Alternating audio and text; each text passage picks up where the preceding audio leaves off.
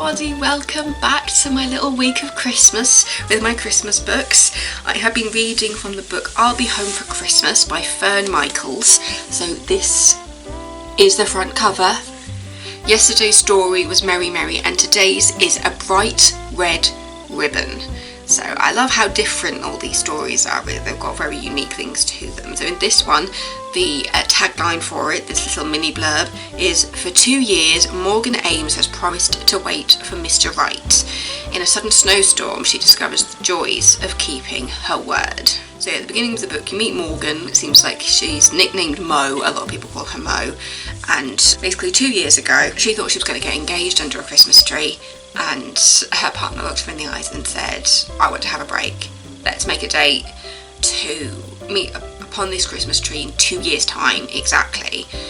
And obviously Morgan is heartbroken. She thought she was going to get engaged, and actually he's just proposed a break to her while he goes off to New York, and she stays.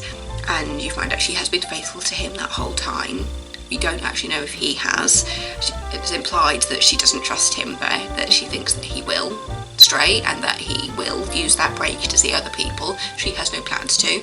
She is hoping that when they come upon that date, that 2-year mark, when she goes and meets him under the Christmas tree, that he will turn up and they will get engaged and spend the rest of their lives together. And you feel kind of sorry for her. You feel she's a little bit naive, but at the same time not, because she's very aware that because of this break and the fact that he proposed the break, that there's a good chance that he might see other people during that time.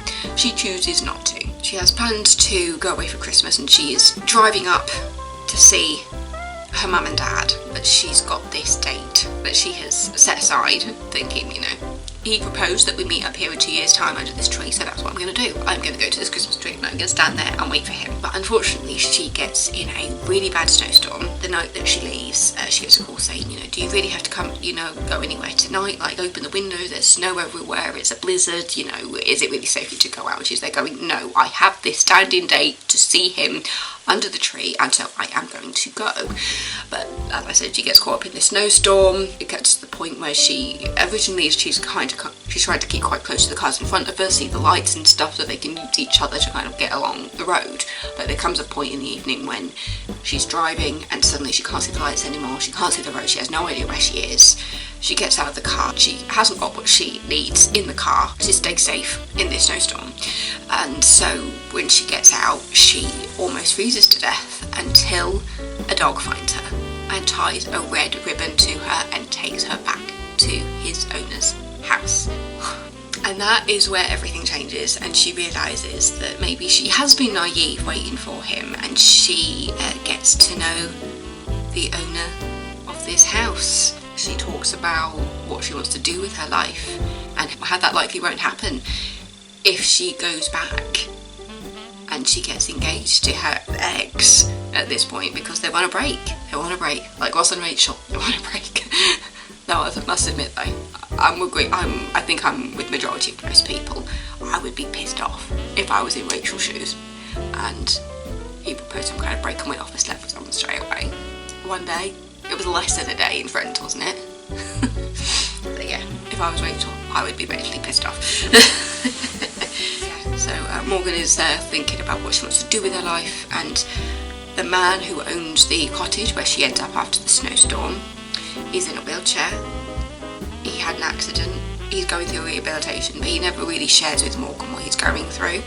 And it felt like, I think all of them are just like different lengths, but it felt like so much more happened in this one than Merry Merry, because you've got her at the beginning, you get the full backstory to what happened that Christmas when she thought she was going to get engaged, and what happened in regards to him saying, oh, actually no, I think we should have a break for 2 years, I've got stuff that I want to do before I settle down.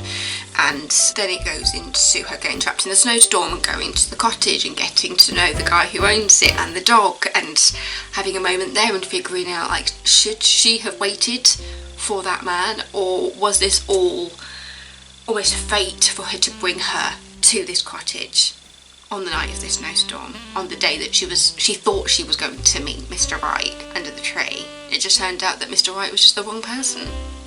She didn't know who Mr. Right was, and it might have been that she was meant to be that all this was supposed to happen for her to be at the cottage on this one night. But yeah, I just love a good cheesy Christmas story. I love a good cheesy Christmas movie. The stories that I have read of this so far are just so lovely and heartwarming. The other one had a bit of a mystery to it. This one kind of, but not quite, because it's a bit of a mystery for Morgan, for Mo, because you are also getting the owner of the cottage's point of view as well. It's like you're in on the secret that Morgan doesn't know about. I'm not going to spoil it too much because I just think it's so cute and so sweet how Morgan changes her life after this one night at this cottage cabin.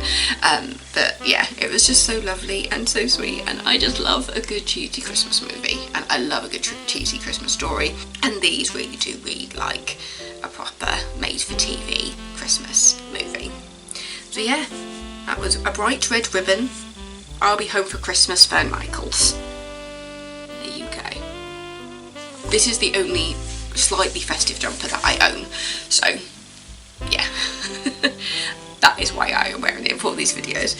But yeah, so thanks for watching. Don't forget to tune in tomorrow. The next one is going to be the Christmas stocking, and I'll say again, the full length of these this book is 320 pages, target audience adult in lifestyle, travel and romance. I'm surprised it doesn't say something along the lines of like festive and things. But she isn't just Christmas books. She looks like she's got one called Fear Thy Neighbour. That sounds really interesting. I just think crime and thriller borrow. As I just find new books. So I'm reading Christmas stories, and here I am reserving a thriller by the same author. But yeah, so don't forget to subscribe. I don't remember if I said that yesterday. And also tune in every day this week for another Christmas story. See you tomorrow. Merry Christmas, happy holidays, everything.